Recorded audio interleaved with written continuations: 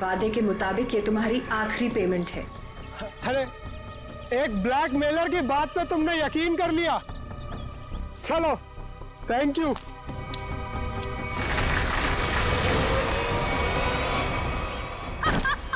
ये क्या कर रहे हो जोई तुम?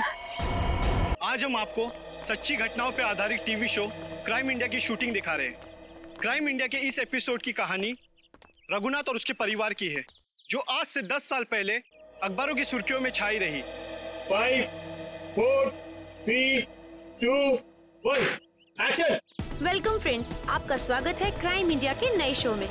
ये कहानी बहुत ही रोमांचक और रहस्य से भरी है। ये कहानी 10 साल पहले शुरू हुई इस बंगलो से। यहाँ रहते थे मिस्टर रघुनाथ अपने परिवार के साथ। एक खुश परिवार। फिर सारी खुशियाँ एक पल में छिन गयी।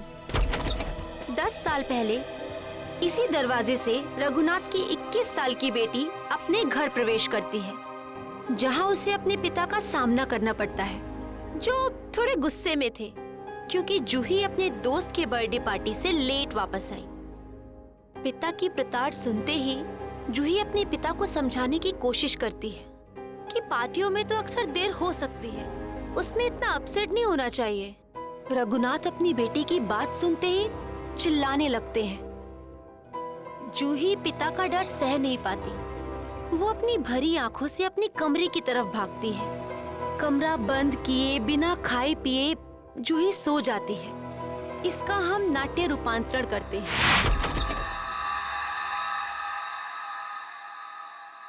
मम्मा, पापा, मम्मा, मम्मा, पापा। ये क्या? घर में कोई नहीं है क्या? ऐसा तो कभी नहीं होता है। मम्मी, मम्मी, पापा, ये क्या? यहाँ पर भी कोई नहीं है। कहीं बेडरूम में तो नहीं है? मम्मी, पापा, मम्मी, पापा, ये क्या? कहाँ गए सबके सब? मम्मी, मम्मी, आप यहाँ पर हो? मैं कितनी परेशान हो गई थी पता है? मम्मी, मम्मी,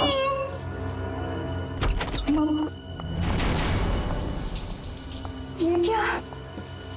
पानी का नल खुला छोड़ के मम्मी तो ऐसा कभी नहीं करती। मम्मी, पापा, राहुल, राहुल, राहुल, राहुल। अरे राहुल को स्कूल छोड़ने गई होगी मम्मी।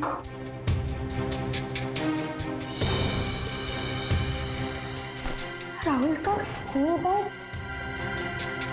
मतलब मम्मी राहुल को स्कूल छोड़ने गई। राहुल भी नहीं है। मम्मी, पापा, पापा की गाड़ी।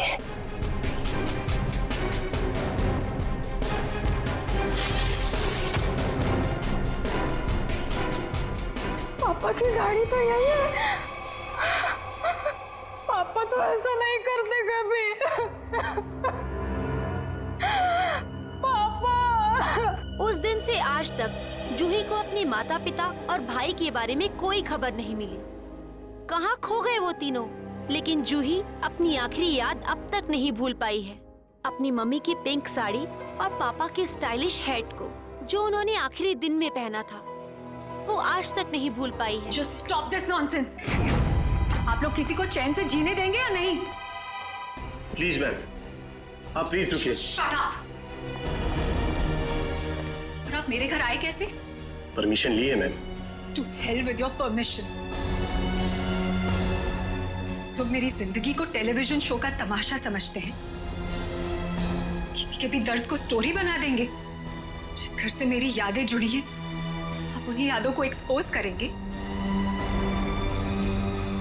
ये मैं नहीं होने दूंगी। Just go from here. चाहिए। ट्रस्ट मी मैम, हम ऐसा वैसा कुछ नहीं दिखा रहे हैं, बल्कि ये तो आपके लिए अच्छा ही है कि हो सकता है कि शो के बाद आपको नए फोन कॉल्स आए कि आपके मिसिंग पेरेंट्स मिल गए हैं। प्लीज मुझे और लालच मत दो। छोड़ दो मुझे मेरे हाथ पे। I said just go from here. Sir, live telecast चल रहा है, आप गलत ना समझे। हम पूरे मसले को बहुत सेंसिटिवली हैंडल कर रहे हैं। सर, समझाइए मैम को प्लीज।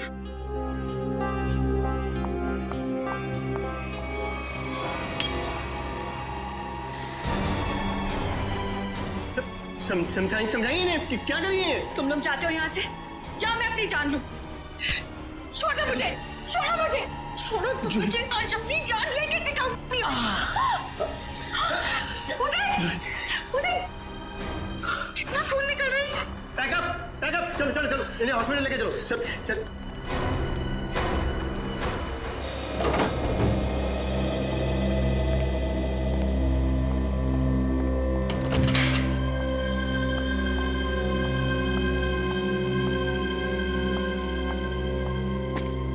तुम बैठो, मैं तुम्हारे लिए हल्दी वाला दूध लाती हूँ, थोड़ा आराम मिलेगा। छोड़ो आराम आराम, इतनी फिक्र करती हो तो अपने गुस्से को कंट्रोल में रखना सीखो। मरने मारने पर उतर आई उस वक्त। तो फिर क्या करती? वो लोग मेरे घर वालों की इज्जत के साथ खिलवाड़ कर रहे थे, मेरे जख्म को रेत रहे थे। मेरे इमोशंस को कभी समझते ही नहीं हो। ऐसा नहीं है, नहीं समझता मैं तुम्हारे इमोशंस। जूही, मैंने ही कहा था, बहुत हिम्मत वाली लड़की हो। जिस तरह से तुमने इस दुख को समेटा और जिंदगी को फिर राह पर ले आई, कोई और होता कब का टूट जाता। तुम जैसा हमसफर बहुत नसीब से मिलता है।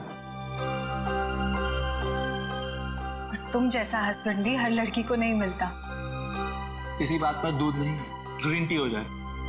ठीक है, बैठो, मैं अभी लाती हूँ।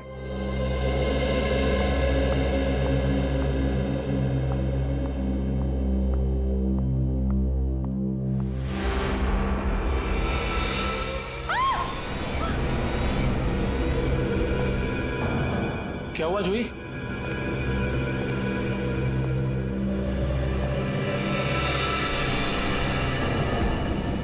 आपको क्यों लगता है कि ये हैट आपके पापा का है? कोई निशानी, कोई पहचान? ये उनका फेवरेट हैट था। मैंने बचपन से उन्हें यही हैट पहनते देखा था।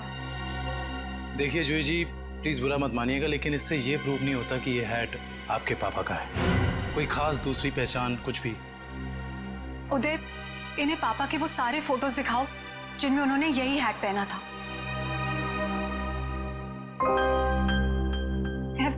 मैं पापा से कई बार कहती थी कि ये हैट पुराना हो गया है, इसे फेंक दो।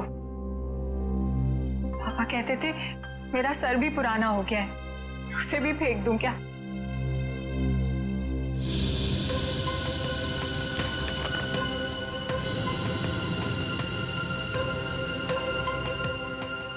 जूही जी, इसे देख के तो ये जाहिर नहीं होता कि ये हैट यही वाला है।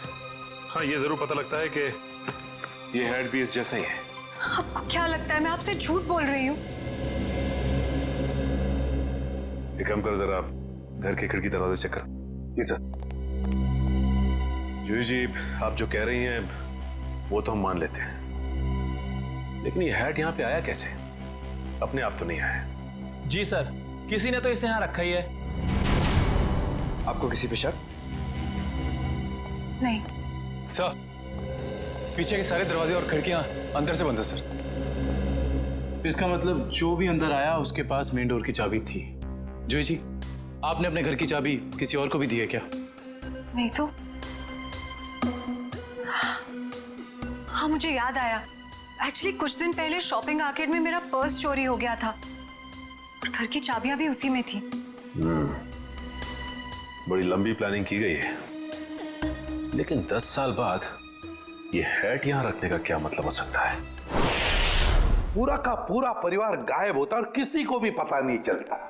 ऐसे कैसे कोई गायब हो सकता है? सर, पुलिस रिपोर्ट में लिखा है कि ना किसी ने चीखने चिल्लाने की आवाज सुनी, ना ही कोई गोली चलने की आवाज सुनी।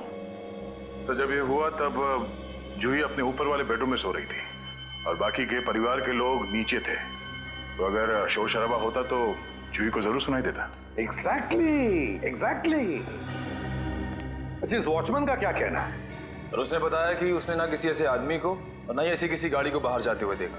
सर यहाँ तक कि उसने रघुनाथ जी की फैमिली को भी उस घर से बाहर जाते हुए नहीं देखा। सर रिपोर्ट में ये भी लिखा है कि घर में जबरदस्ती अंदर आने का कोई निशान भी नहीं मिला था। सर एक बात समझ में नहीं आ रहा, जब घर के सारे लोग गायब है तो ये जूही कैसे बच गई? वही तो, जूही को क्यों छोड़ा है? सर हो सकता है उसे जानबूझकर किडनैप नहीं किया गया, ये भी कोई साजिश हो। अच्छा, उस हैट पर से कोई उंगलियों के निशान मिले? हाँ सर, उस हैट पे 5 लोगों की उंगलियों के निशान मिले हैं। 2 तो जूही और उसके हस्बैंड के हैं, बाकी के मैच नहीं हुए हैं। जूही और उसके पति की उंगलियों के निशान, हो सकता है 10 साल बाद जब अपने पिता की हैट देखी तो दोनों ने उठाई होगी। सर अखबार की एक कटिंग में लिखा था कि रघुनाथ जी के एक भाई है हिमांशु, जिनसे उनकी ज्यादा बनती नहीं थी। दोनों भाइयों में प्रॉपर्टी को लेकर कोई झगड़ा चल रहा था। और बाद में हिमांशु ने जूही से कुछ पुराने इन्वेस्टमेंट्स लौटाने के लिए कहा था। सर दया, इस हिमांशु के बारे में पता लगाना पड़ेगा। सर एक और बात पता चली है। क्या? सर जब हम इस केस के फाइल्स लेने गए तो वहां से पता चला कि ये फाइल्स इंस्पेक्टर विजय भी 2-3 दिन पहले लेकर गए थे। इंस्पेक्टर विजय? दया, इंस्पेक्टर विजय तो रिटायर हो चुका है और फिर भी उसे इस केस में दिलचस्पी क्यों? रिटायरमेंट के बाद में तो केस छोड़ देना पड़ता है।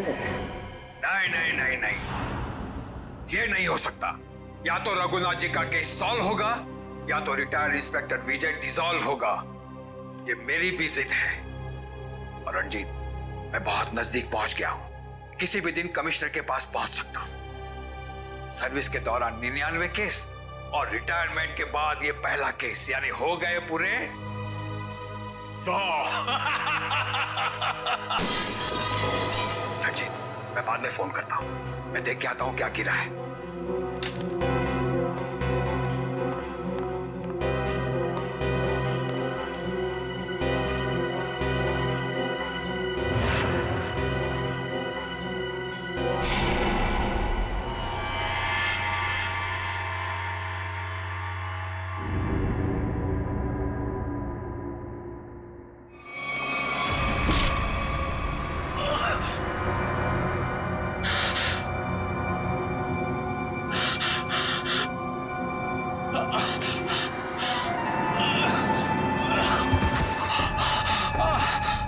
इंस्पेक्टर विजय, शायद तू भूल गया है कि अभी तो इंस्पेक्टर नहीं है, रिटायर्ड इंस्पेक्टर हो गया है।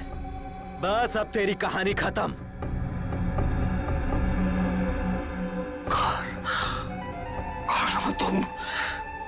कौन हो तुम? बहुत ठोका था ना मुझे, अभी तक मेरी हड्डियां बोलती हैं। बस अब बस चार्जशीट भूल जा, फाइल भूल जा। क्यों दबे हुए केस को हवा दे रहा है? बंद कर दे वो केस, बंद कर दे।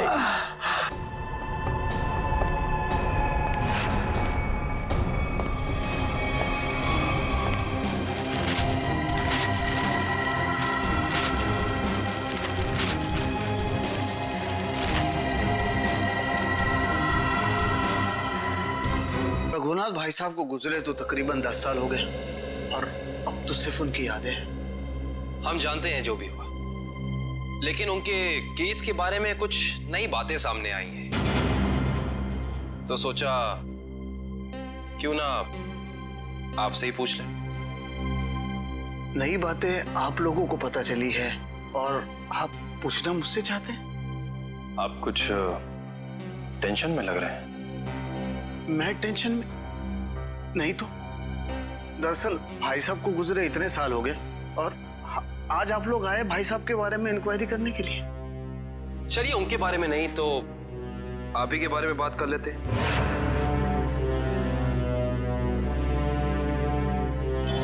कल दोपहर में कहाँ थे आप? कल ऑफिस में था। ऑफिस? रियली? इसमें हैरान होने वाली क्या बात है? आप कल 12 से 3 बजे तक ऑफिस में ही थे। एक्चुअली मैं लंच आवर्स में घर आता हूँ 2-3 घंटा रेस्ट करने के लिए। आपके घर का एड्रेस 54 गुलमोहर रोड है ना? जी नहीं। लेकिन आपकी कार कल उस वक्त उसी बंगले के सामने खड़ी थी। उफ, मेरी याददाश्त। दरअसल मैं सठियाने लगा हूँ। मैं कल रुक गया था एक दोस्त के यहाँ, वो भी वहीं गुलमोहर में ही रहते हैं। मिस्टर हिमांशु जी, झूठ बोल रहे हैं आप। वहां पे आपका कोई दोस्त नहीं बल्कि आपकी भतीजी जूही रहती है, समझे आप? इसलिए झूठ बोल के कोई फायदा नहीं है। हम जानते हैं कि आप जूही से मिलने गए थे उसके घर। हाँ, मुझे उससे कुछ काम था। काम था इन्हें? हाँ, फिर आप उससे मिले क्यों नहीं? बल्कि आप तो छिपते छिपाते उसके घर गए, उसके किचन के प्लेटफॉर्म पे उसके पिता रघुनाथ जी की हैट रखी और बड़े आराम से वहां से निकल गए। क्यों? हैट? कौन सा हैट? मिस्टर हिमांशु, आपको लगता है कि आप ऐसी गोल गोल बातें करके सीआईडी से बच सकते हैं? कसम से, ना तो मैं भाई साहब की किसी हैट के बारे में जानता हूं और ना ही उनके लापता होने के बारे में। हिमांशु जी, ये क्या है?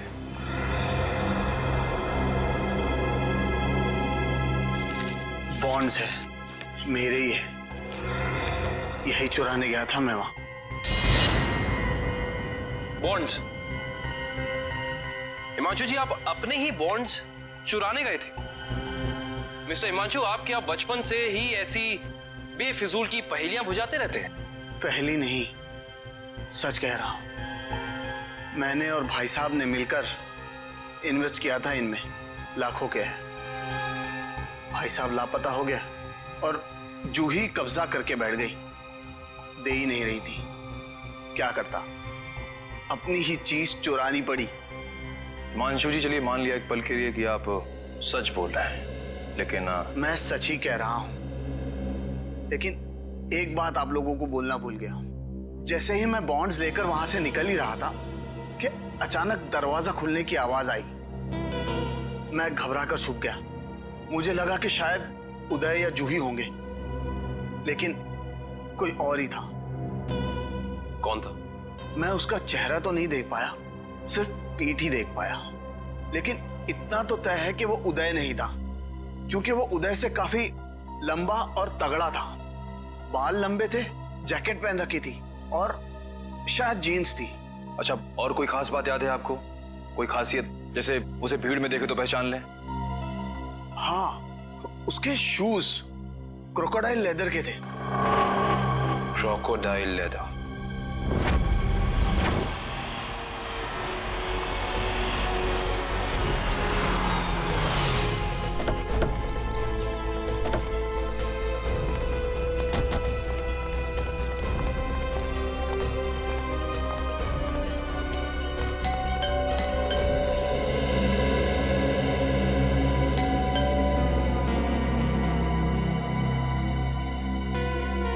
विजय, विजय, विजय सर।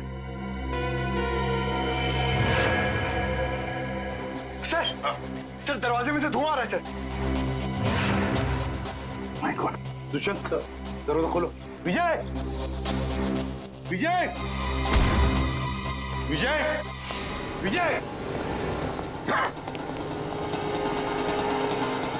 पेपर जल रहा है, जल्दी से बुझा दें। Yes sir. Vijay, Vijay sir.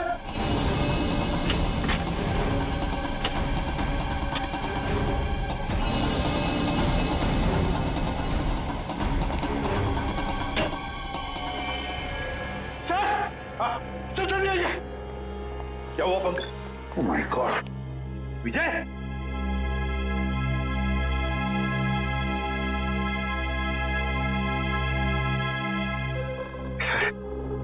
Sir ये मर चुके।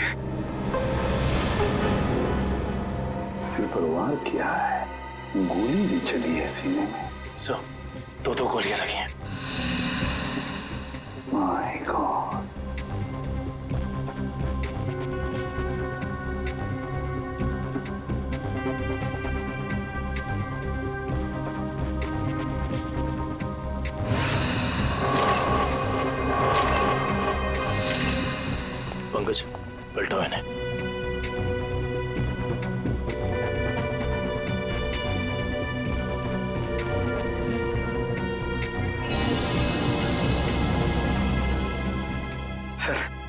सर ये कैसे हो सकता है सर?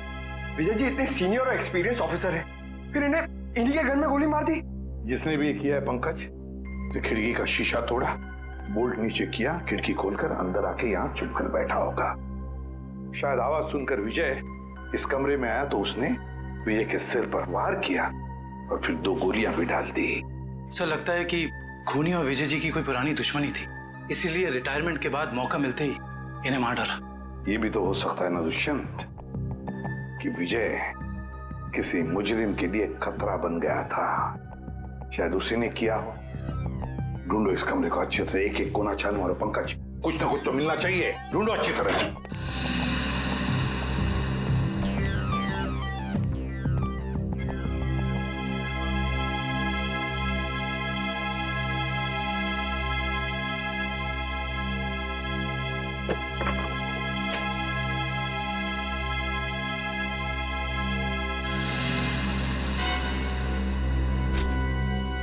सर हाँ ये देखिए, रघुनाथ जी की केस फाइल, लेकिन इसमें कोई पेपर नहीं है सर। बाकी सब केस फाइल के पेपर्स हैं।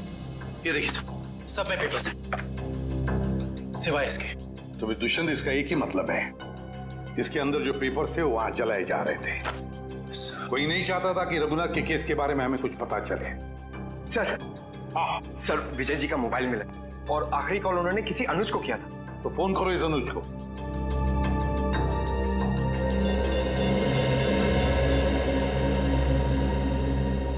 हेलो अनुज कुल्फी वाले, अरे यार मैंने 10 कार्टन मलाई कुल्फी बोली थी, क्या हुआ? अभी तक भिजवाई क्यों नहीं? क्या कुल्फी वाले नहीं हो तो फिर कौन हो तुम? मॉडल? मॉडल है? मॉडल अनुज? मॉडल और पुलिस वाले का क्या कनेक्शन हो सकता है? सर कनेक्शन ये है कि आज से 3 साल पहले तक जूही मेरी गर्लफ्रेंड थी और 10 साल पहले जूही का पूरा परिवार गायब हो गया था। और इंस्पेक्टर विजय को यह लगता था कि शायद मैं उनके गायब होने के बारे में उन्हें कुछ इंफॉर्मेशन दे सकता हूं। तो क्या कहा तुमने इंस्पेक्टर विजय को? कुछ नहीं सर, मैंने उन्हें वही कहा जो मैं पहले से कहता आ रहा हूं कि मैं कुछ नहीं जानता। तुम्हें कुछ नहीं पता? पंकज, अरे ये किधर जा रहे हैं आप लोग? तुम्हारे घर की तलाशी ले रहे हैं।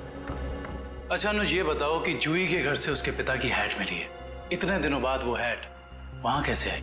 सर मैं आपसे सच कह रहा हूं, ना तो मैं किसी हैट के बारे में जानता हूं और ना ही किसी गायब हुए परिवार के बारे में। अनुज, तुम्हारे और जूही के परिवार एक दूसरे को अच्छी तरह से जानते थे और फिर भी तुम कह रहे हो कि तुम्हें कुछ नहीं मालूम है? चलो ठीक है, तो अब बताओ कल दोपहर को कहां थे तुम? कल मैं अपने एक फ्रेंड के एग्जीबिशन की ओपनिंग में गया था। फ्रेंड की एग्जीबिशन की ओपनिंग में गए थे? अच्छा। सर इसके घर में तो कुछ नहीं मिला और वो जूते भी नहीं जिसके बारे में हिमांशु ने हमें बताया था। अनुज, तुम होशियार बनने की बहुत कोशिश करते हो मगर हो नहीं। फिर से मुलाकात होगी।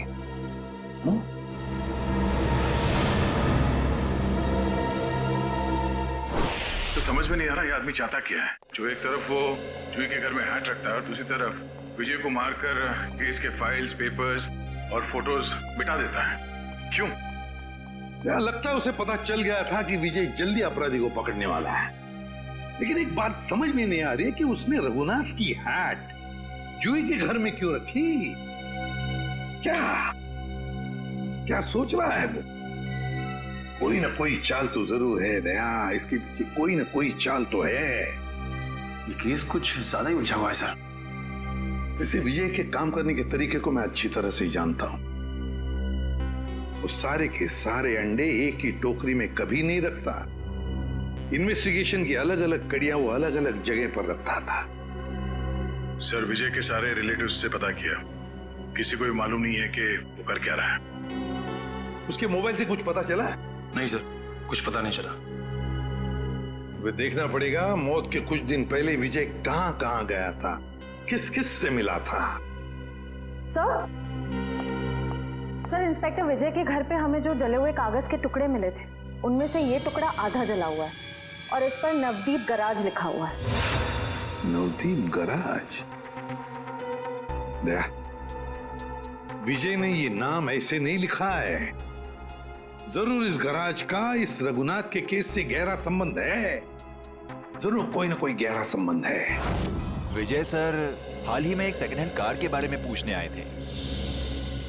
Second hand car? जी हाँ, एक व्हाइट कलर की सेडान कार बेची थी 10 साल पहले। विजय सर उसी के बारे में पूछने आए थे। उस गाड़ी के कोई रिकॉर्ड या पेपर्स होंगे आपके पास? जरूर सर, हम रिकॉर्ड हमेशा पक्का रखते हैं। गाड़ियों का मामला है, क्या पता कब कोई चोरी की निकल आए। शेखर, वो जरा गाड़ियों की सेल डिटेल की फाइल लेके आना। याद है ये गाड़ी किसने खरीदी थी? जी हाँ, कोई गिरीश साहब थे, उन्होंने खरीदी थी। ये लीजिए सर। ये लीजिए, ऊपर ही रखे हुए हैं। विजय सर को दिखाने के लिए ही निकाले थे।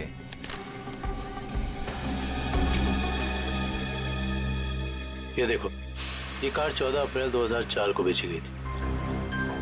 रघुनाथ जी के गायब होने के ठीक 2 दिन पहले सर? राइट। इसका मतलब है कि इस कार को रघुनाथ जी फैमिली के गायब होने के बीच कोई ना कोई ताल्लुक जरूर है।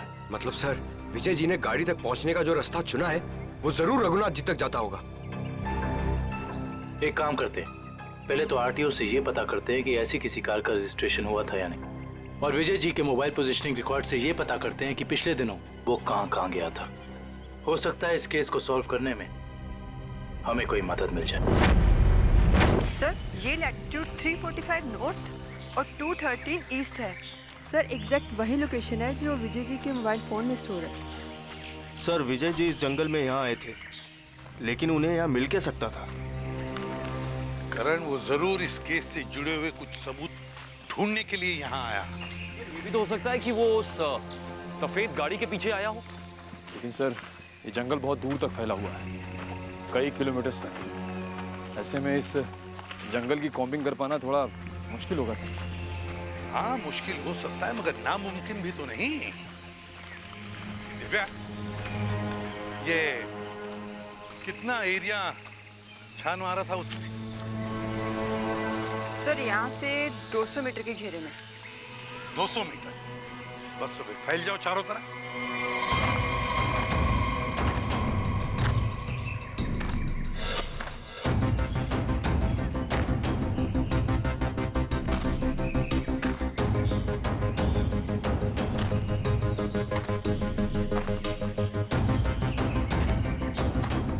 सर। हाँ हाँ निखिल। सर, हाँ, ये देखिए सर।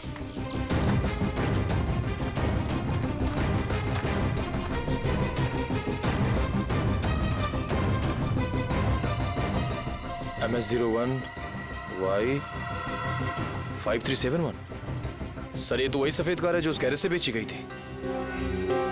देखो जरा, गाड़ी साफ करो अच्छी तरह से।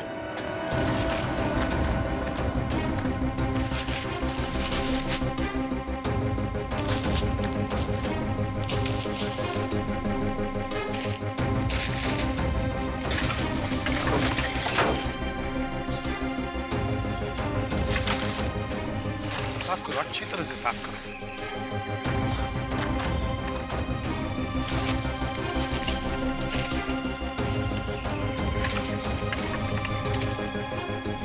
सर। हाँ सर, ये गाड़ी इतनी ऊपर खाई से नीचे गिरी कैसे होगी? एक्सीडेंट हुआ होगा। मगर सर, अगर जूही का परिवार इस गाड़ी में था तो इस गाड़ी में कुछ तो होना चाहिए, कंकाल वगैरह। पूरी गाड़ी खाली है सर। सर, 10 साल हो गए, कीड़े सब खा गए होंगे अंदर। हाँ, मगर केविन कुछ तो मिलता है ना? एक काम करो, एक गाड़ी के अंदर जितनी भी धूल मिट्टी है सब इकट्ठा करो। करण, जाकर वैक्यूम क्लीनर लेके आओ। सर, ऐसा भी तो हो सकता है कि वो लोग कभी गाड़ी में थे ही नहीं। केविन, ये भी तो हो सकता है कि गाड़ी के अंदर जितने भी परिवार वाले थे उनकी लाशों को कहीं और फेंक दिया और गाड़ी को यहाँ खाई में लाकर नीचे ढकेल दिया।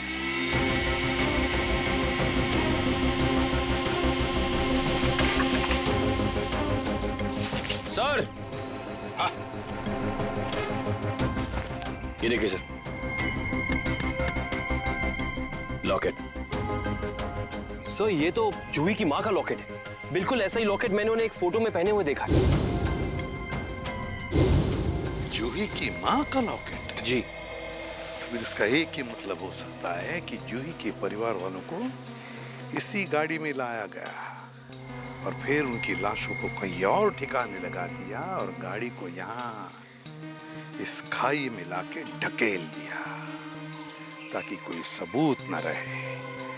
ना रहेगा बांस, ना बजेगी बांसुरी। जी साळुंखे साहब, कुछ पता चला? अरे यार अभिजीत, ये बात गलत है यार। आते ही धन्य से सवाल कर देते हो। मैं यार आए हो, हाल चाल पूछो, अपने बताओ। मतलब हालचाल? अरे हालचाल पूछने वाला था सर। कैसी है तारिका जी? अरे भाई साहब, मैं अपने बारे में बात कर रहा हूँ भाई।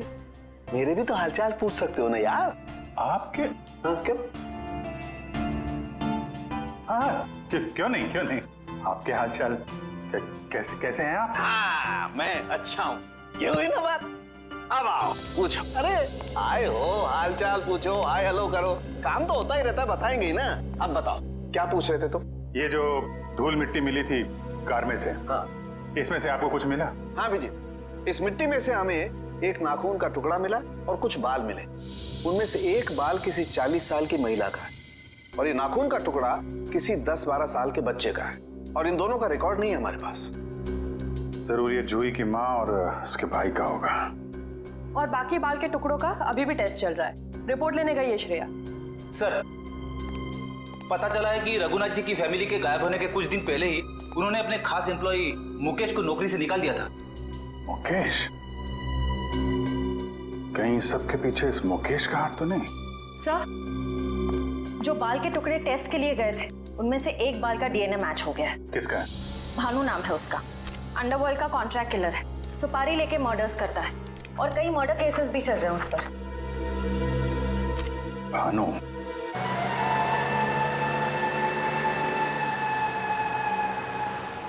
मुकेश, तुम्हें पूरा यकीन है ये बाइक वाला आदमी भानु ही है? हाँ सर, सिग्नल तो यही बता रहा है। हाँ।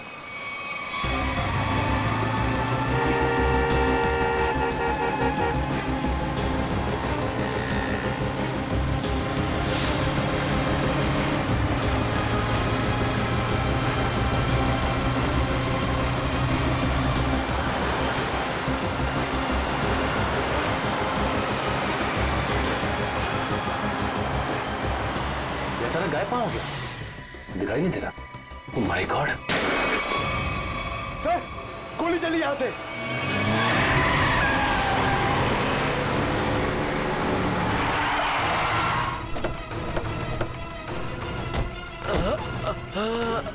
बताओ भानु, कैसे हुआ ये सब?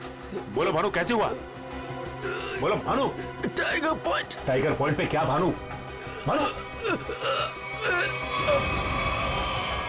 माय गॉड, ये तो मर चुका है।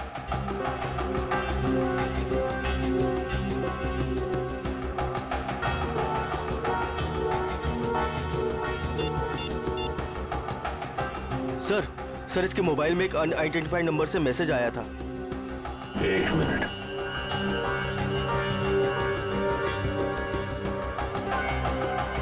मैसेज? एक काम करो, पता लगाओ कि ये नंबर है किसका। रघुनाथ जी की कंपनी में 20 साल पूरे काम किया हूं मैं।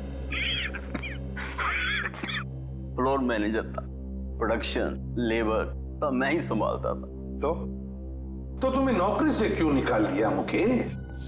जी सच तो ये है कि दोनों पार्टनर्स में यानी कि कुमार साहब और रघुनाथ जी के रिश्तों में दरार आ गई थी। दरार? इस दरार की वजह क्या थी?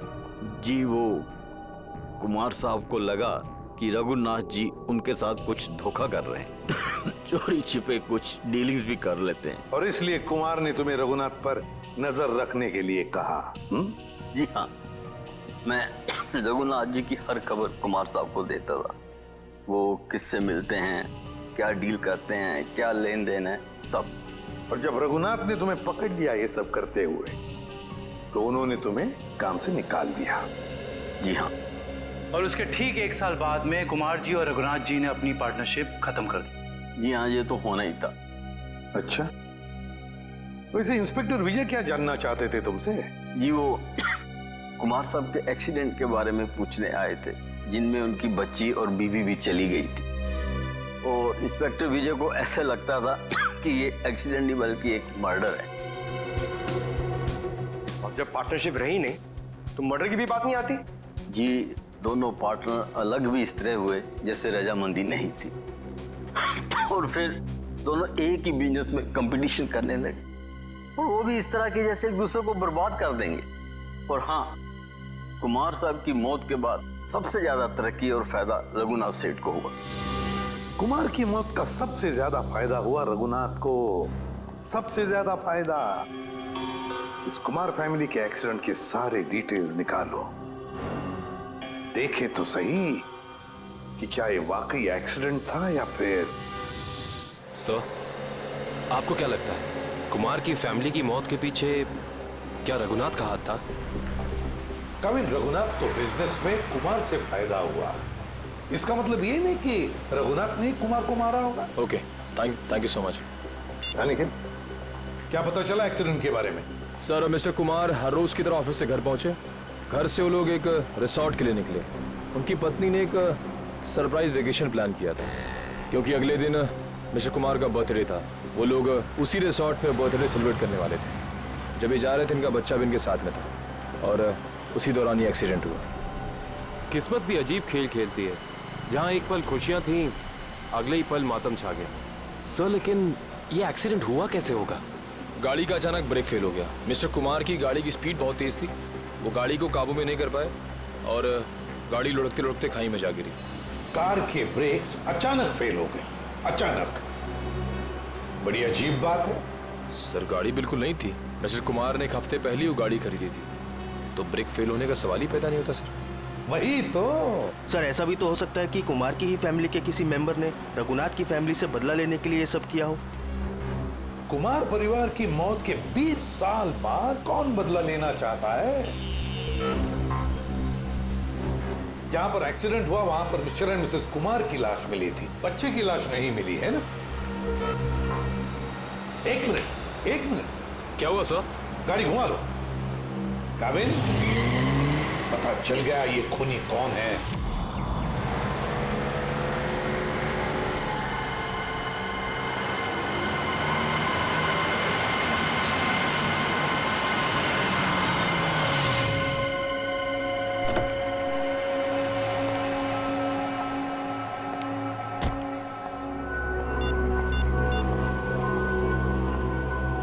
हेलो, हाँ मैं पहुंच गया हूँ 42 माइलस्टोन के पास।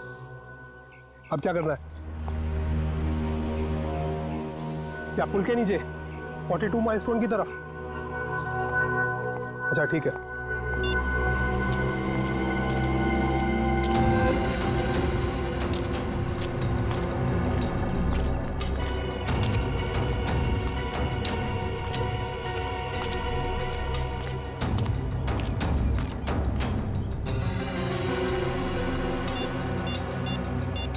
हेलो, हाँ आप किधर आना है? ये लेफ्ट राइट क्या लगा रखा है? पागल समझ रखा है क्या?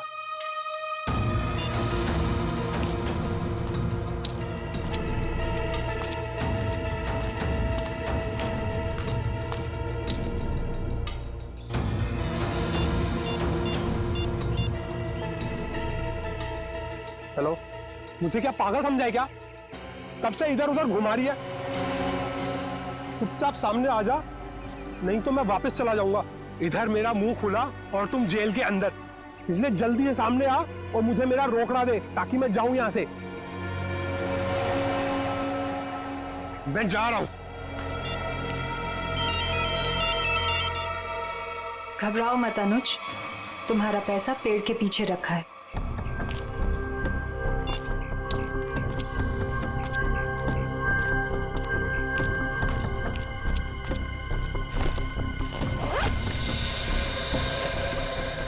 वाह रे वाह, क्या तकदीर है मेरी। तो जैसे सोने के अंडा देने वाली 2-3 और मुर्गियां मिल जाए तो लाइफ सेट। कहो तुम मेरी चिंता मत करो अनुज, वादे के मुताबिक ये तुम्हारी आखिरी पेमेंट है। अरे बेवकूफ, सोने का अंडा देने वाली मुर्गी को कभी छोड़ता है कोई? अनुज भूलो मत, तुमने वादा किया था। अरे एक ब्लैकमेलर की बात पे तुमने यकीन कर लिया। चलो, थैंक यू।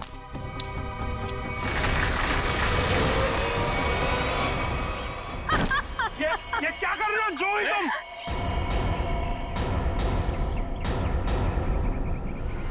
तुम क्या समझते हो अनुज? तुम मुझे ब्लैकमेल करते रहोगे और मैं सहती रहूंगी? हमसे उस्तादी बहुत भारी पड़ेगा तुमको। Shut up. यहाँ वही होगा जो मैं चाहूंगी। सोचो अनुज, अगर मैं तुम्हारा मर्डर करवा दूं, तुम्हारे टुकड़े टुकड़े करके चील कौओं को डलवा दूं, तो यहाँ तो किसी को इस बात की हवा तक नहीं होगी। जैसे तुमने अपनी फैमिली के साथ किया था। एक बात याद रखना, जो आदमी शर्ट सिलवाता है वो उसके अंदर बटन की जगह भी छोड़ता है। अगर मैं मरा तो मेरा एक पैकेट सीआईडी को पहुंच जाएगा और फिर तेरा डम डम डिगा डिगा। Just shut up। तू क्या समझता है? तू झूठ बोलता रहेगा और मैं मानती रहूंगी? तू जैसा लालची इंसान अपने नुकसान के लिए कुछ नहीं करेगा। क्या ये जुई, ट्रिगर दब जाएगा, इसको नीचे कर। जुई, तमंचे को नीचे कर प्लीज, इसको अंदर डालो, ट्रिगर दब जाएगा जुई।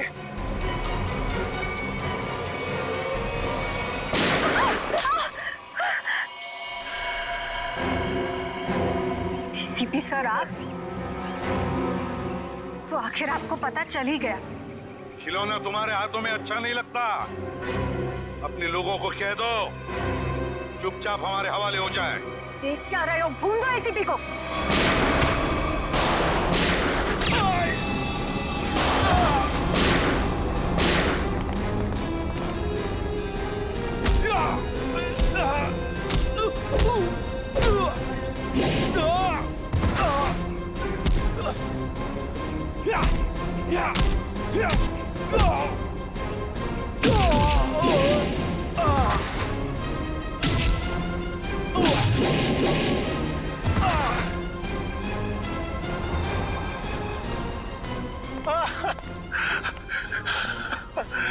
नहीं सर, मैं छोटा मोटा ब्लैकमेल हूँ सर।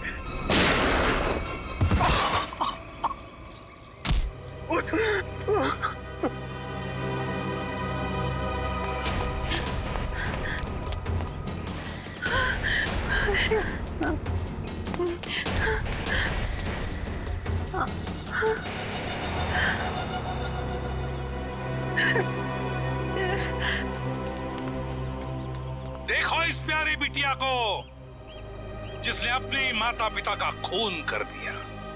बताओ क्यों मारा तुमने अपने माता पिता को? वो मेरे माता पिता नहीं थे, उन्होंने सिर्फ मुझे गोद लिया था। मेरे असली पापा मिस्टर कुमार थे, जिनकी मौत एक कार एक्सीडेंट में हुई, और वो एक्सीडेंट रघुनाथ ने करवाया था। और अपने माता पिता की मौत का बदला लेने के लिए तुमने रघुनाथ और उसकी बीवी को मारने का प्लान बनाया, और उसके लिए तुमने भानु को पैसे भी दिए, है ना? हाँ, और भानु ने उस काम को पूरा अंजाम दिया। उसके बाद तुमने भानु के हाथों विजय जी को मरवा दिया, और फिर भानु को भी अपने रास्ते से हटा दिया। हाँ, क्योंकि मैं अपने खिलाफ कोई सबूत नहीं छोड़ना चाहती थी। तो सारे इल्जाम अनुज पर आ जाए, है ना? और अनुज, तुम जूही के घर पे रघुनाथ जी की हैट रख के तुमने एक बंद केस को खोल दिया। चोर चोर मौसेरे भाई, वाह रे वाह। लेकिन एक बात याद रखना, मुजरिम चाहे कितना भी चालाक हो, उसका आखिरी ठिकाना तो जेल की चार दीवारी में ही होता है। अब जेल की सलाखों के पीछे सड़ते बैठना फांसी का ऑर्डर आने तक।